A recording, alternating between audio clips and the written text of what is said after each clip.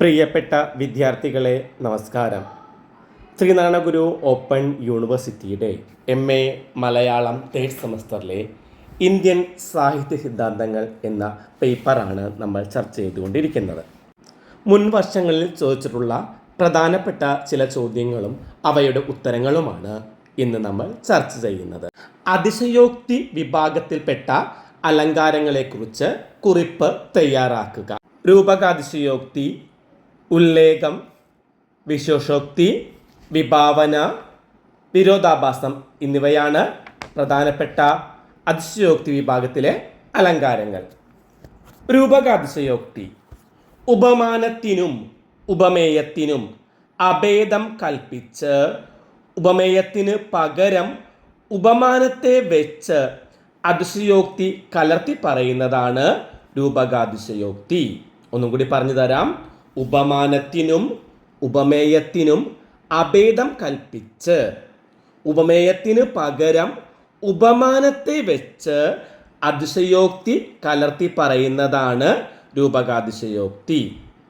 നിഗീരാധ്യവസായം താൻ രൂപകാതിശയോക്തിയാം എന്നാണ് ലക്ഷണം. ഉദാഹരണം നോക്കാം.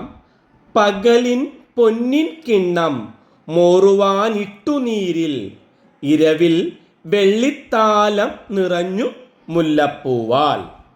പകലിൻ പൊന്നിൻ കിണ്ണം മോറുവാനിട്ടു നീരിൽ ഇരവിൻ വെള്ളിത്താലം നിറഞ്ഞു മുല്ലപ്പൂവാൽ. പി കുഞ്ഞിരാമൻ നായരുടെ ഈ കവിതയിൽ സൂര്യാസ്തമയത്തെയും നക്ഷത്രാങ്കിതമായ ചന്ദ്രോദയത്തെയുമാണ് നിഗീരണം ചെയ്തിരിക്കുന്നത്. രണ്ടാമത്തെ അലങ്കാരമാണ് ഉല്ലേഖം.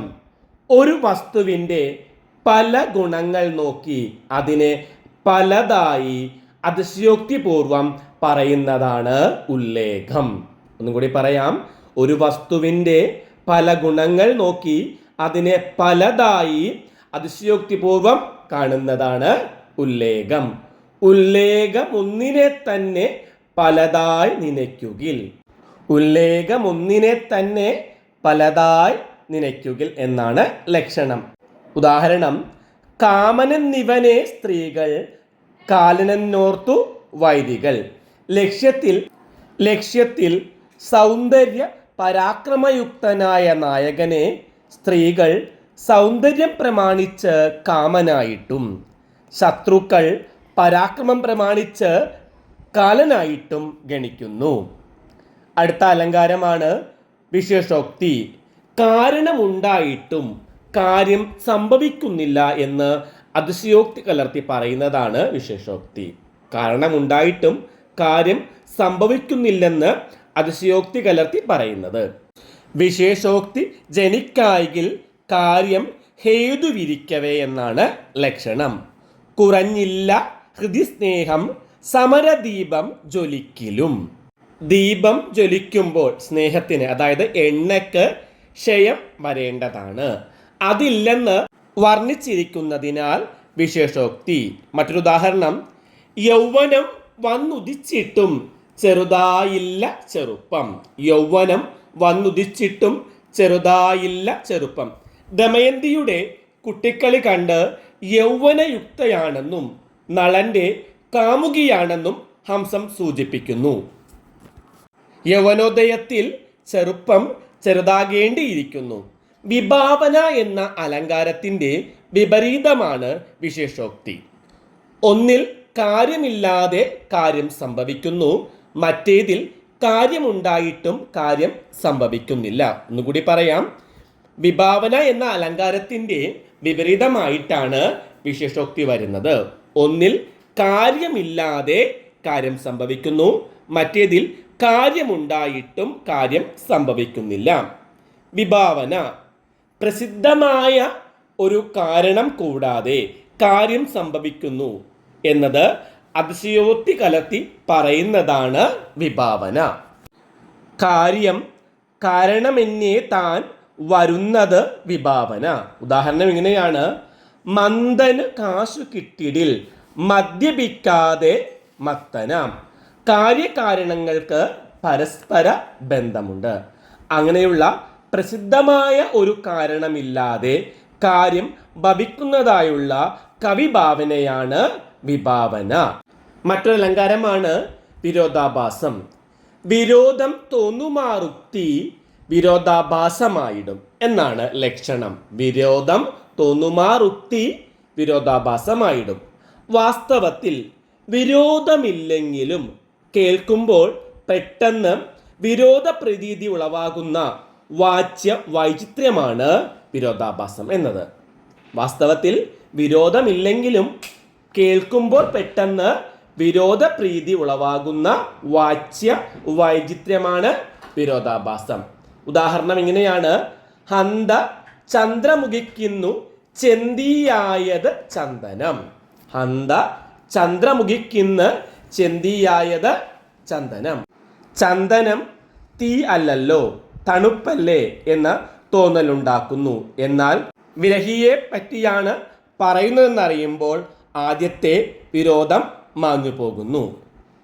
അടുത്ത ചോദ്യം: വാസ്തവോക്തി വിഭാഗത്തിലെ അലങ്കാരങ്ങൾ ഏതെല്ലാം? സഹോക്തി, കാവ്യലിംഗം, അർത്ഥാന്തരന്യാസം, വിഷമം, പരികരം, പര്യായോക്തം എന്നിവയാണ് വാസ്തവോക്തി വിഭാഗത്തിലെ പ്രധാനപ്പെട്ട അലങ്കാരങ്ങൾ.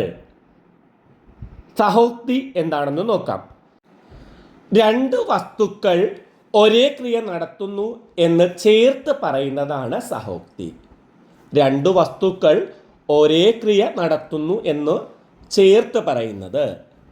ഒന്നോടുകൂടി മറ്റൊന്നു ക്രിയ ചെയ്താൽ സഹോക്തിയാം എന്നാണ് ലക്ഷണം. ഒന്നോടുകൂടി മറ്റൊന്ന് ക്രിയ ചെയ്താൽ സഹോക്തിയാം. അപ്പം രണ്ടു വസ്തുക്കൾ ഒരേ ക്രിയ നടത്തുന്നു എന്ന് ചേർത്ത് പറഞ്ഞാൽ അതിനെ സഹോക്തി എന്ന് പറയാം. രണ്ട് ക്രിയകൾ ശരിക്കും ഒരുമാതിരിയല്ല, പക്ഷേ അലങ്കാരപൂർണമായി ഒന്നിൽ അന്വയിച്ചാൽ മാത്രമാണ് സഹോക്തിയായി മാറുകയുള്ളൂ. രണ്ട് ക്രിയകൾ ശരിക്കും ഒരുമാതിരിയല്ല, പക്ഷേ അലങ്കാരപൂർണമായി ഒന്നിൽ അന്വയിച്ചാലാണ് സഹോക്തിയാകുകയുള്ളൂ. ഉദാഹരണം: കീർത്തി ശത്രുക്കളോടടുത്തു കടന്നു പല ദിക്കുകൾ. കീർത്തി ശത്രുക്കളോടടുത്തു കടന്നു പല ദിക്കുകൾ. വാസ്തവോക്തിയിലെ രണ്ടാമത്തെ അലങ്കാരമാണ് കാവ്യലിംഗം. ഹേതുവാക്യ പദാർത്ഥങ്ങളാവുകിൽ കാവ്യലിംഗമാം. ഹേതുവാക്യ പദാർത്ഥങ്ങളാവുകിൽ കാവ്യലിംഗമാം. അർത്ഥാന്തരന്യാസമായി തെറ്റിദ്ധരിക്കാവുന്ന അലങ്കാരമാണ് കാവ്യലിംഗം. അർത്ഥാന്തരന്യാസവുമായിട്ട് തെറ്റിദ്ധരിക്കാൻ പറ്റുന്ന ഒന്നാണ്. അപ്പം പ്രസക്തമായ കാര്യത്തിന് കാരണങ്ങളുണ്ട്. അവ വിഭക്തി കൊണ്ട് സ്പഷ്ടമായി കാണിക്കാതെ വാക്യമായി പറഞ്ഞാൽ അത് കാവ്യലിംഗം. പ്രസക്തമായ കാര്യത്തിന് കാരണങ്ങളുണ്ടാകും. അവ വിഭക്തി കൊണ്ട് സ്പഷ്ടമായി കാണിക്കാതെ വാക്യമായി പറയുന്നതാണ് കാവ്യലിംഗം. ഉദാഹരണം കുമാരനാശാന്റെ ലീല എന്ന കവിതയിലെ വരികളാണ്: കരുതു വധിക ചെയ്യവയ്യ ചെയ്യാൻ വരുതി ലഭിച്ചതിൽ നിന്നിടാ വിചാരം. പരമഹിതം അറിഞ്ഞുകൂടാ യായുസ്ഥിരതയുമില്ലതി നിന്യമീ നരത്വം. നരജീവിതം അതിനിന്യമാണ് എന്നതിൻ്റെ കാരണം പറയുകയാണ് ഇവിടെ. കരുതുവധിക ചെയ്യവയ്യ, ലഭിച്ചതിനോട് താല്പര്യം തോന്നുന്നില്ല. ഈശ്വരനിലയവും ആയുസ്സിൻ്റെ സ്ഥിരതയും അറിയാൻ വയ്യ എന്നിങ്ങനെയുള്ള വിഷയങ്ങൾ ഇവിടെ പരാമർശിച്ചിരിക്കുന്നു. അടുത്ത അലങ്കാരമാണ് അർത്ഥാന്തരന്യാസം. പറയുന്ന കാര്യം സമർത്ഥിക്കുന്നതിനു വേണ്ടി അപ്രസ്തുതമായ വിശേഷം എടുത്തു പറയലാണ് അർത്ഥാന്തരന്യാസം. പറയുന്ന കാര്യം സമർത്ഥിക്കാൻ വേണ്ടി അപ്രസ്തുതമായ വിശേഷം എടുത്തു പറയൽ. അപ്പം പ്രസ്തുതമായ വിശേഷത്തെ സമർത്ഥിക്കാനായി സാമാന്യമായ കാര്യം പറഞ്ഞാലും അർത്ഥാന്തരന്യാസമാവും. ലക്ഷണം ഇങ്ങനെയാണ്: സാമാന്യം താൻ, വിശേഷം താൻ, ഇവയിൽ പ്രസ്തുതത്തിന് അർത്ഥാന്തരന്യാസമാകും അന്യം കൊണ്ടു സമർത്ഥനം. എന്നുകൂടി പറയാം: സാമാന്യം താൻ, വിശേഷം താൻ, ഇവയിൽ പ്രസ്തുതത്തിന് അർത്ഥാന്തരന്യാസമാകും അന്യം കൊണ്ട് സമർത്ഥനം. കുമാരനാശാന്റെ ഹാ പുഷ്പമേ അധിക തുങ്കപദത്തിലെത്ര ശോഭിച്ചിരുന്നതൊരു രാജ്ഞി കണക്കയേ നീ.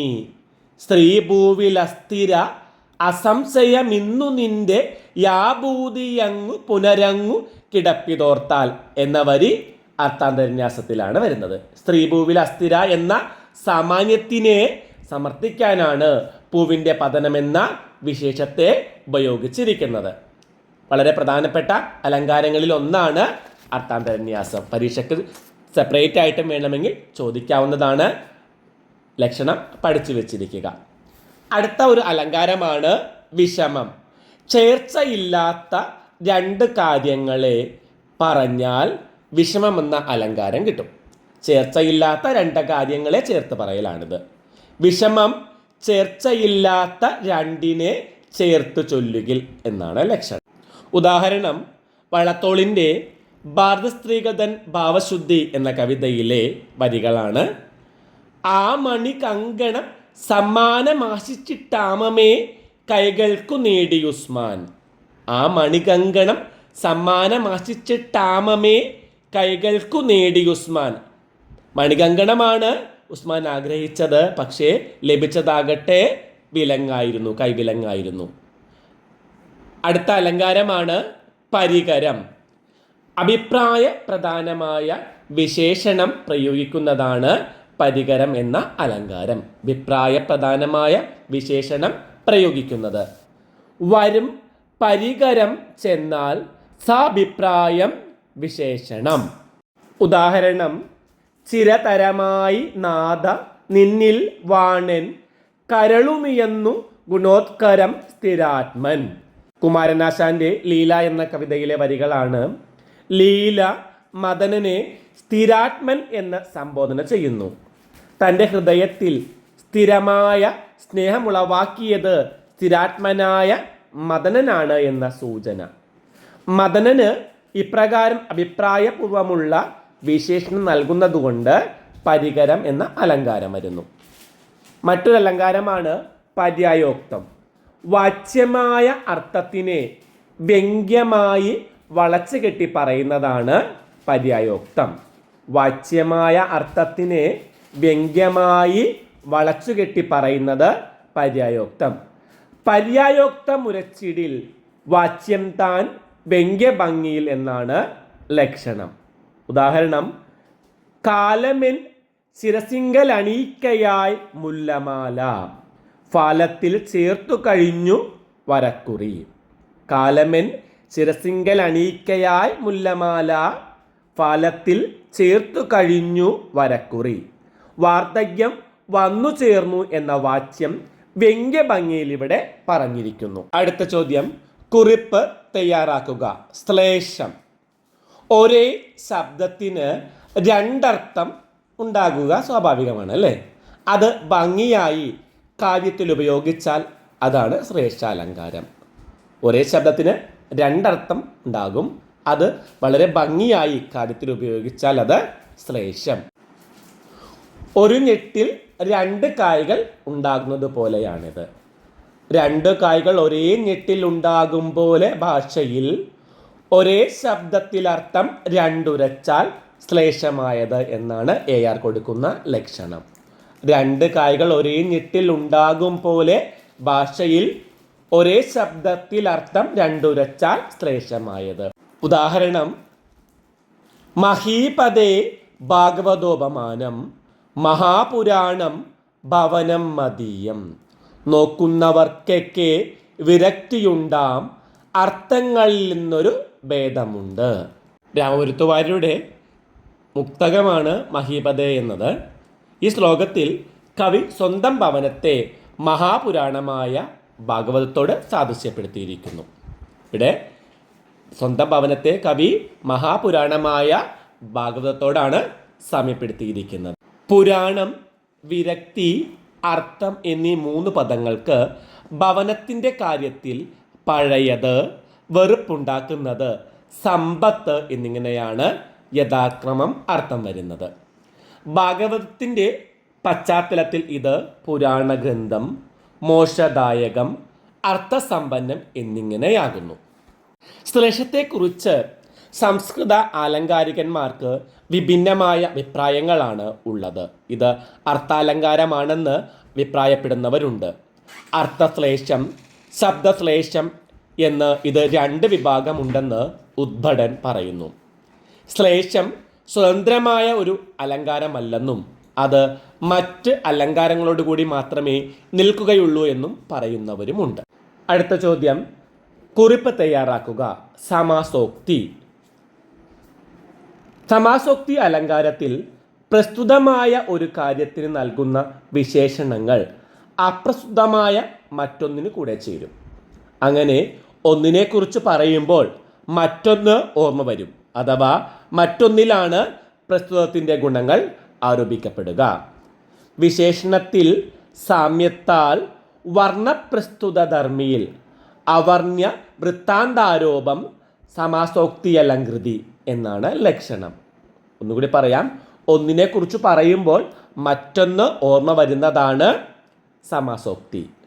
പ്രസ്തുതമായ ഒരു കാര്യത്തിന് നൽകുന്ന വിശേഷണങ്ങൾ അപ്രസ്തുതമായ മറ്റൊന്നിനു കൂടെ ചേരുന്നു. ഇന്നത്തെ ക്ലാസ് നമുക്ക് ഇവിടെ അവസാനിപ്പിക്കാം. മറ്റൊരു ക്ലാസ്സുമായി കാണും വരെ എല്ലാവർക്കും നന്ദി, നമസ്കാരം. ക്ലാസ് ഇഷ്ടമായെങ്കിൽ ലൈക്കും ഷെയറും കമൻറ്റുമെല്ലാം പ്രതീക്ഷിക്കുന്നു.